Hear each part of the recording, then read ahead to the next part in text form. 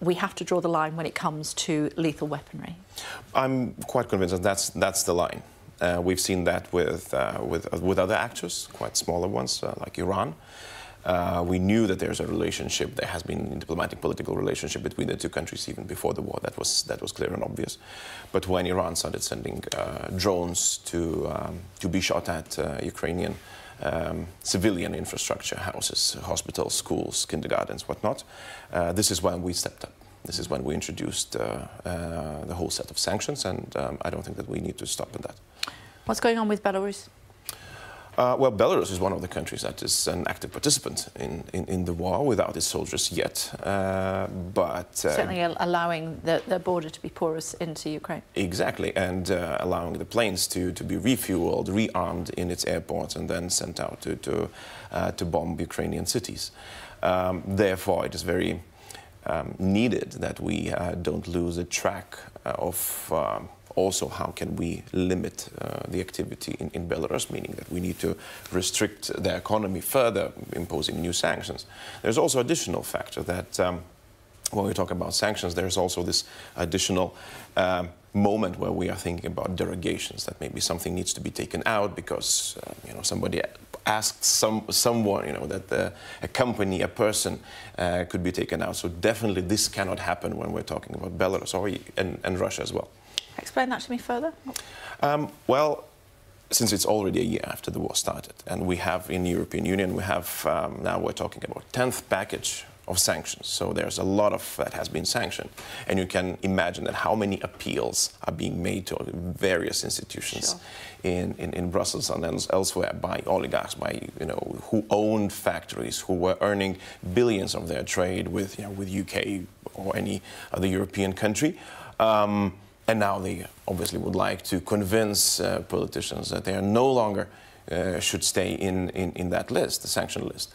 So I definitely think that their requests only show that the sanctions are working, and we need to keep the firm line, whether in London or in Brussels. Let's move further south. As far as Moldova is concerned, what's Lithuania's view on what's happening there? It's honestly a fragile situation that we are very much keeping a close eye on. So far, there have been no clear indications that there's an imminent military threat to Moldova, though the messages that we're hearing from Moldovan government are quite concerning. So always when we're talking about Ukraine, from Lithuania, you would hear the message that let's not forget about Moldova. They have an amazing government, which has been reshuffled now. They have an amazing leader in their president, truly pro-European, very responsible towards their people, and we need to offer all the help that they need in order to build up their country, in order to be resilient, because they are, an unfortunate victim of the war. That is so close to it. And they're a small, poor country. Exactly, and so they need all our attention and all our assistance. So, when we are offering everything that we can to Ukraine, in order for Ukraine to win, we need not to forget Moldova and help them as much as we can. And when you say we, do you mean NATO? I mean, well, what is, now there's this term, Global North, I would say, probably the allies that have been helping Ukraine with everything that we can, because it's not always just a military assistance that is needed. For example, for Ukraine, where Lithuania has been a prominent donor of transformers to rebuild its electricity system that is being bombarded by Russia. So there are different ways how can we help Ukraine and Moldova as well, and others who are affected by the war. How concerned is your country about the saber rattling, the nuclear saber rattling that we heard from President Putin yesterday? Well, it's not news, unfortunately, and unfortunately. Certainly doubling down, isn't it? Yeah, we've heard that before. It's a part of what we call nuclear blackmail, and that has been a Russian strategy, at least not that vocal, even before the war. They've been telling that, if they would have an interest abroad, they would use also a messaging, at least, that they have to remind us that they have nuclear arms. We know that they have.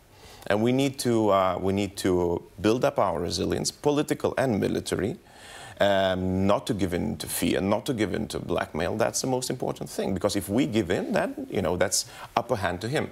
upper hand to Russia and allowing him a tiny bit more space for his political messaging. Ukrainian defence spokesperson on the programme sat where you are yesterday. I asked about how this war would end. He says it has to end with action on the battlefield, not with politicians. Absolutely. I fully subscribe to the idea, and I think that it's a high time that we commit to Ukrainian victory. We have to put the meaning into when we say we'll remain with Ukraine till when it's needed, till the end. You know, we use all kind of different words. I think that it has to be said that we will be with Ukraine until Ukraine wins this war. And yes, it's up to them. NATO has said very clearly that we are not going to participate on the battlefield, but assisting Ukraine so that they have a chance to win this war. It's very, very important, because otherwise we're starting a new passage of the next war to come that might also be in NATO's territory. And fighter jets? Well, you know, whenever you ask a Lithuanian or a Balt, you would hear everything that we have. Good to talk to you. Thank you for taking the time to join us. Thank you.